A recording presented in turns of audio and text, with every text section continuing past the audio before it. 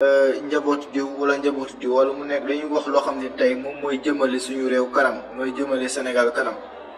encore une fois ñun nekkuñu ci daayira ci république lañ nekk. Je répète, Sénégal du daayira Sénégal république la foofu lay tàmbalee moo tax dañaa leen mbir mi du affaire diine mbir mi affaire état la waaw. léegi nag ñun ndaw ñi dafa am loo xam te ne tey dafa nekk suñu rôle dafa nekk loo xam tey moo nekk suñu responsabilité sax laay wax ci mbir mi ndaxte tey jeunes yu bëri ñoo ngi aspiré ñii seen rêve bu gën a mag lenn la mooy lan sol tenue nekk policier wala nekk gendarme wala nekk sapeur pompier am na ñoo xam te ni loolu mooy seen rêve bu gën a mag a mag a mag. man mii di wax ak yéen sama waajur bu góor homme de tenue la woon policier la woon waaw am nañ seen yu bëri yoo xam ne te seen rêve bu gën a mag du lenn lu lan nekk un homme de tenue. donc tey am na loo xam ne tey bu nekkee benn crise boo xam ne dafa am mu am si milieu homme de tenue yi il faut que aussi ñu def si benn critique bu objectif ñu bañ koo def mbirum daayira ñu bañ koo def mbirum diine ndax lii nee naa leen c'est loin de là. Sénégal nag wax fi dëgg dafa jafe ndax parloo kii fii la far kii la fële la far lii nga xam ne def nañ ko Pape Bouba Diallo mii ak képp ku muntu doon mesures yi nga xam te ministre bi jël na ko teg ko ci kaw Pape Bouba Diallo man damaa jàpp ne dafa nekk loo xam ne tey amul lenn loo xam ne tey bépp Sénégalais buy yëg lu xew xaw ma nag ba xam ne dañuy Sénégalais dañoo yëg lu xew def yi fu maa tey xaw ma nu mu fa demee mais Pape Bouba Diallo ma rappelé ma xamal leen ne ba mu defee lu muy def ba pare ba mu sujjóotalee sëñ Modou Kara ba noppi du sujjóot sax waa ji dafa raam dem si sëñ Modou Kara pour sujjóotal ko ba mu jigee si loolu dem na si commissariat ba ñu ne ko ñu jël ko daal koy sanctionné ci loolu mu def jël ko affecté ko Tamba le Matam est-ce que autant pour moi yéen a ngi may dégg Pape Bouba Diallo ginnaaw ba mu jotalee sëñ bi sol tenue dafa dem police affecté ko Matam comme sanction yéen a ngi may dégg bu baax parce que tey il faut que tamit nit ñi tamit ñu xam li nga xam mooy dëgg ji lu xew parce que wax jaa ngi bëgg a bëri nag nit ñi nag xamuñu lu xew léegi nag il faut que ñu xamal leen lan mooy dëgg ci quoi bañ a nekk fii rek topp riirandoo bi ñii di wax par ci ñii di wax par là waa ji dañ ko jël affecté ko Matam bañ ko affecté Matam ñu woo ko conseil de discipline ñu réunir ñu woo ko bañ ko woowee ba mu ñëw ñu ne ko ah yow de dangaa sol tenue bi def lii te loolu kat li nga xam ne moom mooy corps bi daf koy tere ci seen règlement intérieur moom mu ne rëccu ci dara te si c'était à refaire dina ko defaat dégg ngeen bu baax nee na rëccuwul lu mu def te si c'était à refaire dina ko defaat mais kooku la Sénégalais jàpp tey naan dañ koy soutenir kooku la tey ni ay nit taxaw di jaay affaire naafiq naan ay je suis Pape Bouba Diallo yu ma xamul yow ko dem ba mën a sol suñu tenue Sénégal ñoo xam te ñun tey dañ leen di vénérer dañ leen di jox respect bu mag a mag lu toll ni police nationale kooku dem ba sol tenue dem bay def ay acte indiscipline yow kon tey ñun dañoo war a cautionner bépp acte indiscipline bu am si mbedd mi buñ demee ba war a mën a cautionner ab benn policier bu dem jàkkaarloo bu dem si ñu woo ko conseil de discipline ñu ne ko lii nga def kat règlement intérieur police da ngay tere mu ne si c'était à refaire dinaa ko defaat jaay leen reewande kon boobaa ñun ñii di wax dañoo war a cautionner acte indiscipline ñu policiers yi di def si mbedd mi donc il faut que ñun tamit Sénégal ñu xam lu ñu bëgg il faut que ñu xam lu ñu bëgg il faut que ñu xam lu ñu bëgg loolu tamit il faut que mu leer waa ji woowuñu ko rek conseil de discipline avant loolu nee naa dañ ko affecté sanction bu njëkk mooy lan nañ ñi ne nañ sanction bi dafa sévère waruñu ko woon dàq dafa sévère c'est trop sévère mais est-ce que yëg ngeen ne bañ ko affecté Matam mais le gars njëkk nañ ko affecté Matam mais bañ ko affecté Matam dafa ñëwaat ba ñëwee conseil de discipline ñu ne ko ah yow de li nga def xam nga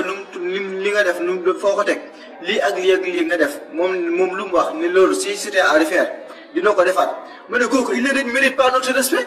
ndax kooku respecté wul tenue bu mu sol ba pare ñun ngeen bëgg ñun ñu respecté ko c'est insensé mais ñun nañ xam luñ bëgg affaire bi nee naa du affaire diine du affaire religion mais affaire état la donc affaire bu ko kenn jël di ko def yu fu diine naan waa kër gi diw waa kër diw du affaire diine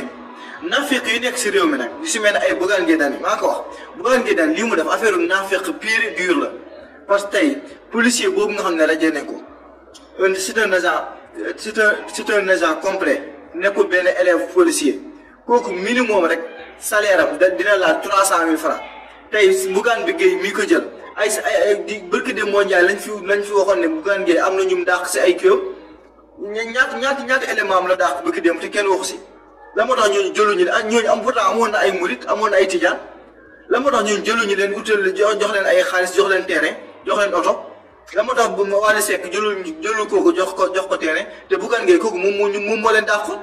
ñooñu ñu dàq Bougane Gueye ñooñu mu dàq ba ñooñu tey kenn xamul seen vie fan la mucc la moo tax ñooñu jëluñu leen fay leen jox leen alal ju bëri jox leen oto jox leen ay terrain lu tax loolu parce que loolu kenn médiatise ko parce que kooku ce n'est pas un homme de tenue mais un homme de tenue boo defee benn acte indiscipline mais c'est normal ñu sanctionné ko sanction bu jiitu nag nee naa leen luñ ko njëkk a def mooy lan luñ ko jël affecté ko Matam parce que man laajte naa les informations ci kaw ba ñu waxee dañ ne ma carrément waa ji radiation moo mujj luñ njëkk a def mooy dañ ko jël affecté ko Matam bañ ko affecté Matam woowaat ko mu ñëw ne ko kat yow kat lii nga def is xam nga ne li xam lu la si mën a fekk lii ak lii nga def lii moo la si mën a fekk mu ne si c'était à refaire dinaa ko defaat mais Sénégal léegi kenn waru fay wax dëgg pour la mais ngay gis ay naafeek yu toll ne ay Sénégal ngay gis ay ceddu murit lañ tudd xaw ma lu mu tudd ay bëgg ngay dane naafeek ah ay maanaam naafeek gu nekk jug di wax naan ay waaw xaw ma lan sëriñ diw ak sëriñ diw dañoo bañ sëñ murit dañoo bañ ci mais bu ko Tidiane defoon déggoon bu ko doomu sidagement defoon sax ñu dàq ko mais xam nga li ngeen wax tenue de homme de tenue police dafa nekk benn corps bu ñu respecté dafa nekk loo xam te ni aussi ñun ñëpp dañuy rêvé ñëpp bépp jeune moo ngi rêvé tey am na jeunes yu bëri te fi ñu seen rêve bu gën a mag moo leen dugg si police nationale la donc tey mënuñu cautionner benn homme de tenue di def ay actes indiscipline si jàkkaarloog ay kiyom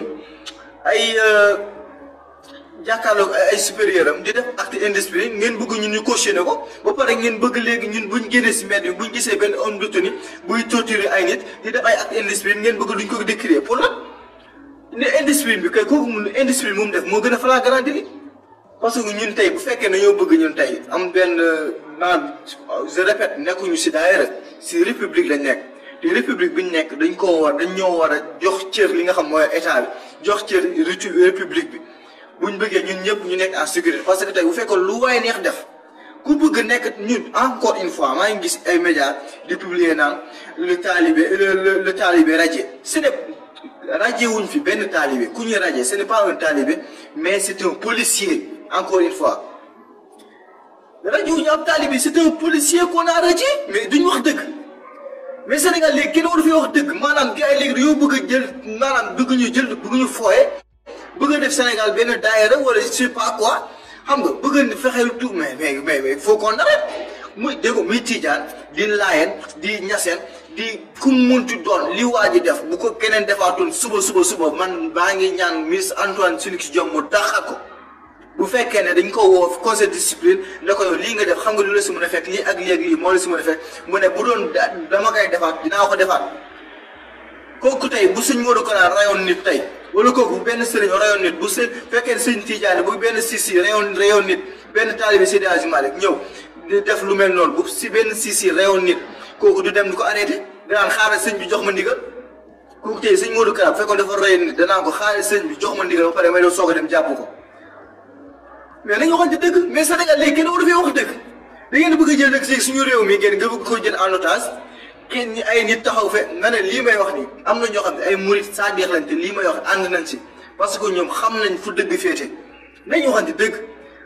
Bougane Gueye Dany ñooñu mu radié nañ leen jël dem jox leen ay terrain dem jël leen jox leen ay millions jël leen jox leen ay oto mais pourquoi ñuy cautionner injustice pourquoi ñuy cautionner indiscipline pour lan ñu ko war a cautionner pour lan ah mais man damay bëgg a waaru laa man de xaw ma non Sénégal dañoo am problème de vrai problème lañ am ni vrai problème le problème Sénégal maanaam dafa profond surtout nag man ñu ma demee ci ñi nga xam ne tey donc suñu moroomu jeunes yu mel na ñun ñooy xaw di kaas di bëgg système bi jóge fi mais lii moo gën a rek pur système moo gën a pur système loo xam ci nii affaire république la benn nit bëgg si ñëw bëgg ko ñi ay nit bëgg koo jël bëgg koo def affaire religion affaire diine daal ay waaw dañoo bañ diine bii dañoo bañ diine bële dama ne na sax ku sant si bu ko defee wala ku sant Mbàkke wala ku sant Laay wala ku lu mu munti doon dugg si biir armée bi tu n'es plus un talibé tu n'es plus un sëriñ tu es maintenant un policier tu es un homme de tenue da nga war a respecter suñu république soo ko mënul tu fous le camp mais qu'est-ce que c'est que ces histoires lan ngeen bëgg lan ngeen bëgg suñu réew mi da ngeen bëgg jël suñu institution bi bu ko def affaire daayira lan ngeen bëgg duñ ko nangu duñ ko permettre kenn suñu république bi suñu institution yi kenn du ko def daayira suñu institution la ku bëgg a def affaire daayira rek affaire taalibe demal nga si daayira yi demal nga dem jébbul si sëñ bu la neex nga dem nga nekk si wetam nga nekk si ginnaawam di ko tàmbali guddi ak bëccëg mais pas ñu lay bàyyi ngi dugg suñu biir institution bu ko seppali ab daayira duñ ko nangu ak ku mu munti doon santal si nga sant Mbàkke loo munti sant laaxu loo munti sant ak taalibe woo munti doon dama ne la suñu institution yi du ñu nangu mu kenn di ko jël en otage di ko def daayira képp koo xam te ne tey yaa ngi ñëw suñu biir daayira te suñu biir institution yi bu ko soppi daayira on va te foutre dehors non je ne mélange pas les amul leen donc dama ne sax du ma tontu benn commentaire li may wax ni te waxuma ko pour lu neex kenn dama koy wax loo xam ne pour loo sama diggante ak yàlla suñu borom te su ma jàkkaarloo yàlla suñu borom suñu ma laaj yow lii lan moo nekkoon sa xalaat dinaa ne ko man lii laa ko xalaatee waaja encore une fois je répète jëluñu tëb rek rajo ko directement dañ koy jël daal koy yóbbu fële dañ koy jël daal koy affecté fi nga xam ne mooy Matam comme sanction boobu moo jiitu te sanction boobu kenn waxu ko mais rek buñ ko affecté Matam ba mu ñëwee dafa ñëwaat dañ ko affecté Matam ñu ñëw woo ko conseil expliqué ne ko yow xam nga lii nga def lii la si mën a fekk lii ak lii lan la wax dafa ne man lii nii ma def si c'était à refaire dinaa ko defaat maanaam sëñ Modou Kara bu taxawaatoon ma raam jubal si kawam dem si jotal ko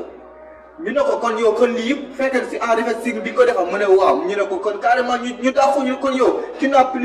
pas votre place dans notre institution te ils ont bien raison le policier amul benn place am nekkul si suñu institution loolu man maa ko wax man Ardo Gningue man maa policier boobu ñu rajee place am nekkul si institution police nañu respecté suñu institution yi nañu respecté suñu état bi suñ bëggee ñu ñëpp ñu mucc si jàmm parce que tey affaire mbirum daayira fii kenn ku nekk am nga fi sa gëm-gëm man Tijaan la taalibi Cheikh laa comprendre nga mais tey man mii du ma dem mukk di sol tomi di dem di si yóotal benn xalifa général sax mënul am si loolu si màkkaam boobu si man sol sama tuni dem di ko si yóotal pour lan ku ko mënta def duñ ko cautionné muy commissaire beeg gendarmerie beeg ku mu mënti doon ba si ministre bi sax bu ko defee tey dañuy taxaw décrier ko dénoncer ko autant ba ko kii di def Antoine Félix Diome ñoo ngi génne ay photo boobu il n'était pas ministre de l'intérieur mais tey bu dee ba nekk ministre de l'intérieur même bu ko defee sax moom c'est un civil c'est pas la même chose bu ñuy jaawale wu Antoine Félix Diome ce n'est pas un militaire c'est un civil moom solul tenue c'est un civil encore une fois benn ñaar ñi nga xam te ñu ñoo kii serment ñoo gars yi dama Sénégal dafa neex ñi prêter serment nekk ay homme de tenue sol suñu tenue dem ñun ay jeunes yu bëri taxaw di rêver police nekk un policier bu ñëwee ba gis yenn comportement ñu xam ne carrément police léegi c'est le bordel mais lan la ñuy defati police lan day détecter benn exemple chaque jour ñoo ngi décrier les injustices yi am ci biir mbedd mi xam nga corruption bi léegi lii moo pire. lii ñuy war a ñuy dénoncé corruption bu ñuy dénoncé ak torture yi ñuy dénoncé si policiers yi lii moo pire waa ji lii mu def moo pire ba pare ngeen ne kenn du ko wax ngeen taxaw fii naan ay waaw waa ji ay nit bu ko jël bu ko def combat religieux lii du affaire diine te maa wax leen ko Bougane Gueye Dany naafeq la képp ku soutenir waa ji naafeq nga maa ko wax waa ji képp ku ko soutenir naafeq la donc na leer na si bopp ñëpp Bougane Gueye Dany Thierno Mouride ñëpp ay naafeq lañ tey Bougane Gueye Dany ñooñu mu dàqoon lan moo tax may ñu leen ay terrain lan moo tax may ñu leen ay oto Wally Seck tamit naafeq la maa ko wax Wally Seck Bougane Gueye Dany Thierno Mouride ñoom ñëpp képp koo xam soutenir nga waa ji naafeq nga lan moo tax ci mais Bougane Gueye leen fi dàqoon barki démb Ndiaye dañ leen woon ñu may leen ay terrain may leen suuf fekkee kuñ ci rajo ñu dàqale may la ay terrain may leen suuf affaire buñ ko def affaire diine affaire république la affaire institution la waa ji dafa def acte indiscipline ñu war koo dàq dañ koy dàq amul lenn luñ si dellu ginnaaw te bu ko keneen defaatoon dañ ko jël dañ ko dàq amul leneen waa ji def nañ ko sanctionné nañ ko yóbbu nañ ko Matam mu ñëw laaj ko yow li nga xam ne nii est-ce que yow lii kat bu doon c'était arrivé di nga ko defaat mu ne wii si c'était arrivé dinaa ko defaat rëccu ma si dara qu'est-ce que vous voulez ngeen bëgg a jël suñu institution jël police bi ko ab daayira pour lan bi lii de amul kenn ku ko war a mën a cautionné képp ku cautionné laa naa fekk képp ku si def alalam 1 franc naa fekk nga maa ko wax waaw fii affaire ay diine ak ay conviction ak yooyu noonu de lii xam nga mbirum lan la lii mbirum lobby la lii mbirum lobby la mbirum non mais gars yi dañu waxoon di dëgg si institution lañ nekk nekk ay caaxaan lii ñu nekk su du ay caaxaan ñun dañoo xeex dafa am suñu ay maam ñu taxaw xeex ba am suñu indépendance donc tey lii waruñu ko jël plus rien au monde di ko jël di ko caaxaane ñu am ñoo xam dañoo jël seen bakkan bi tuur seen deret pour état pour institution ñu war koo jël bu ko caaxaane pour lan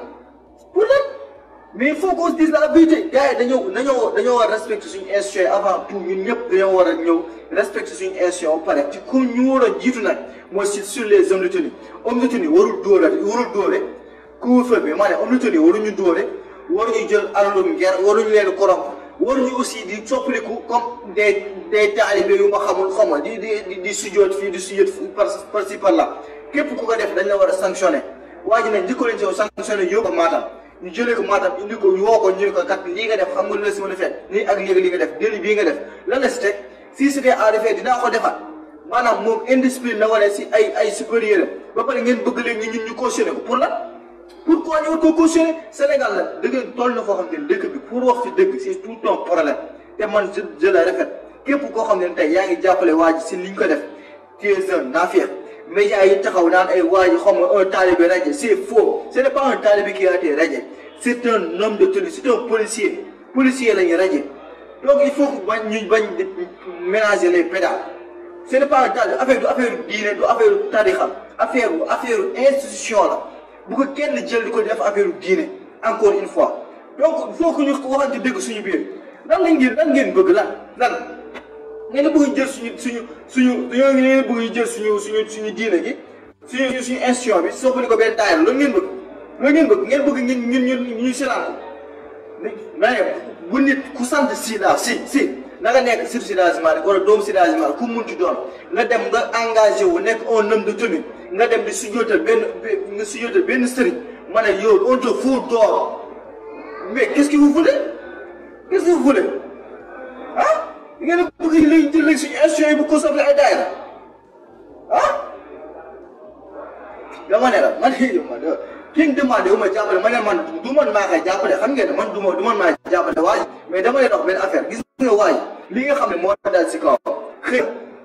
destin la lu mu war a am wërsëg bu war a am da koy am nit mu ni si dara mais dama leen a bëgg a xamoon benn affaire dama ne la képp ko xam ne tey moo ngi jóg di dal si kaw état bi di dal si kaw institution yi ndax lan waa ji waruñu ko radier ma ne kooku naafeq la wala képp koo xam ne tey moo yow exemple Bougane Gueye Dany voilà problème Bougane Gueye Dany man dama am problème Bougane Gueye waa ji moo ngi doon fay minimum 300 000 francs comme tous les agents de police et 300 000 francs yooyu mën a fay yow soo ko jëlee nga nekk koo fay 3 mois yoo xam ne dugul liggéey yooyu salaire boobu nga koy fay exemple damay laaj salaire boobu nga koy fay dama ne la est-ce que yow ña fa nekkoon doon nañ am salaire bu toll noonu yow ñi lay liggéey rek ñu siy fayeeku 200 000 dañ leen di wàññi nga jël koo xam te ni ab yéen ma ne li ñuy def affaire naafeq lan la ñu war a def ñun ñëpp lu ñu war mooy lan fexe tout possible ba ñaan njëkk état du Sénégal pour que mu jël waa ji réinsérer ko réinsérer ko si biir police bi ñaan ko njëkk ni ko ah kii de dafa juum yaa ngi dégg sëriñam dem si nguur gi ne ko ah man de maa ngi ñaan kii ngeen baal ko mu woo tamit taalibe bi ne ko man su ma sañoon kat lii nga def bul ko defati buñ lii nga def ni bu ko def soo bëggatee ñëw di ma ziare si ñëw nga simmi sa tëni nga ñëw nga ziare ma mais bul soleti tëni mukk ñëw di ma ziare mais loolu moom mooy dëgg mais pas ñu war a jàpp affaire bi di ko politiser xam nga ay nit bu ko jël fa ay homme politique bu ko politiser ah ay di n'importe quoi après kenn du wax ba pare kenn du wax non il faut qu'on se dise la vérité affaire du mbirum politique encore une fois du mbirum politique mbirum institution la man damay woon Sëñ Modou Kara ne ko dama lay ñaan ni lay rasuli sa taalibe bi soo ko mënee woo ba mu ñëw nga ne ko kat man ne su ma lay ñaan mooy que ne dinaa ñaan kilifa yi ñu jëlaat la ñuy réinsérer la si biir police waaye de lii nga def de bu ko defati buy beneen yoon bi soo ma bëggee ziar si ñëwal nga si misatu ni nga ñëw ziar si ma loolu mooy responsabilité sëñ bi loolu mooy responsabilité mais pas mu war a ñëw naan dañ ki ñëw xaw ma ay solidarité tam ñii di ko may teere fii di ko may alal bi mais na policier yëpp dem jébalu ñoom ñëpp la ñuy daax antan vision képp koo xam te ne sol nga tëni suñu tëni bi Sëñ Modou Kara moomu ko Sëriñ Asmane moomu ko Mame Borom Touba moomu ko xam nga tëni yoon moo ko moom ñun Sénégal ñëpp ñoo ko moom te ñëpp si bokk amul kenn koo xam te ne tey tëni bi sa tëni la tëni bi Sénégal yëpp ko bokk donc il faut que ñu waxante dëgg mais tëni boo xam te ne tëni yoo xam lu ñëpp bokk benn nit bëgg a ñëw ngeen ay benn groupe bëgg ko jël affaire def ko affaire daayira pour lan waaye waaw mais faut qu'on dise là il faut qu'on arrête quoi faut qu'on arrête dama ne waaw yow dem leen ngeen laaj ci policiers yi ñoom seen ñaata la ñuy am salaire xam nga te aussi il faut que ñuy respectante quoi il faut que ñuy respectante benn instant man je respecte tout le monde je n'insulte personne mais dama lay wax loo xam te ne moom mooy dëgg te lu ma lay wax ni nit mënu ci dara te kenn mënu ma koo teree wax si kaw suuf parce que c'est la vérité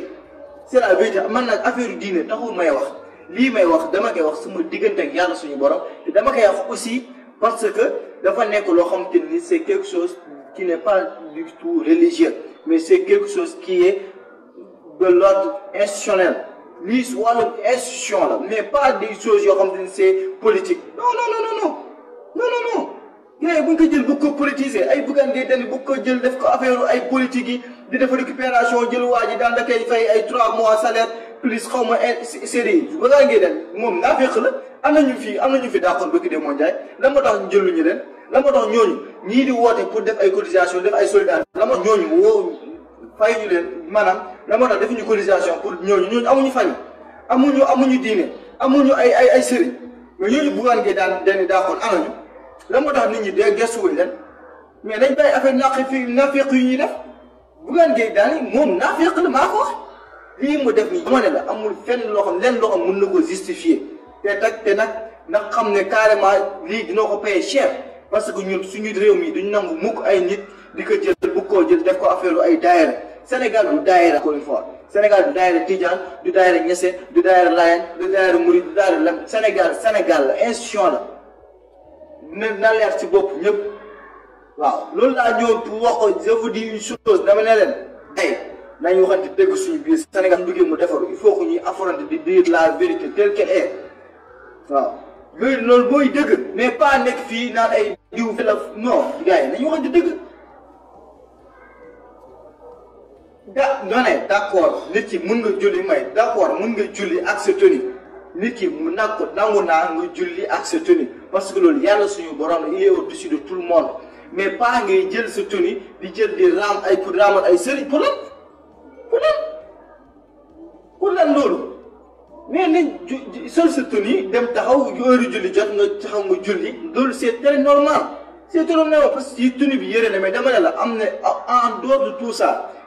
dafa am loo xam mooy respecter askan wi respecter sénégalais yi mooy lan waa ji ba mu defee li muy def ba pare nee naa leen waa ji yëpp tëbuñu ko rek dàq ko dañ ko affecté Matam ñu indiwaat ko ñu bañ ko woowee mu ñëw conseil discipline ñu ko yow lii nga def est-ce que xam nga lu la si mën a fekk lan la wax dafa ne carrément lii xam naa lu ma si mën a fekk si c'était à refaire dinaa ko defaat ñu ne ko kon tu le fous le camp tu n'as rien à faire ici mais waa ji respecte tout Sénégalais donc loolu bu fekkoon ne loolu mu defee loolu c'est-à-dire ça veut dire que respecte tout Sénégalais te lu mu leen wax dama ne la encore une fois police du daayira police du tarixa police institution la donc yow da ngay respecter suñu institution nga nekk si biir soo ko respecté wul soo bëggee nekk benn taalibe demal si daayira yi wala nga dem si daara ja wala nga dem feneen mais du suñu police ngay nekkee ab taalibe lu leer laa leen wax waaw suñu taalibe nag moo ñun man mii di wax ak yéen taalibe damaa gën a dof man maa gën a nekk taalibe yëpp mais s'il s'agit du Sénégal damay jël affaire yooyu yëpp teg na la jël Sénégal mooy l'intérêt général jiital ko ndax tey dëkk bu tàkkoon tey amul benn sëriñ du fi des te ñoom tey ñoom ñoo regarder suñu sécurité pourquoi pas ñoom tey nit ñuy def injustice exemple tey suñ Modou Kara defoon crime bu rayoon nit du Pape Bouba moom moo xëy dem di jàpp dañu wax di dëgg exemple laa jox exemple ndax moom mooy sëriñ da laa noo da xam lan muy wax au pire des choses xam lan lay wax xaaral ba suñ Modou Kara jox ma ndigal ma soog koo jàpp foofu lañ jëm foofu ngeen ñu bëgg a yóbbu nit di benn sëriñ def fi crime ñu ne taalibe bi dama nga jàpp ko mel ne non xaaral ba sëñ bi jox ma ndigal ma soog koo jàpp waaw danaan noo xaaral ba sëñ bi jox ma ndigal ma soog koo jàpp loolu lay wax de buñ dee nañ toll foo xam ne tey sëriñ dina fi def déli ñu ne taalibe bi dama nga jàpp ko ñu ne policier bi dama nga jàpp ko mu ne ah li sama sëriñ la xaaral ba mu jox ma ndigal ma soog koo jàpp donc loolu ngeen bëgg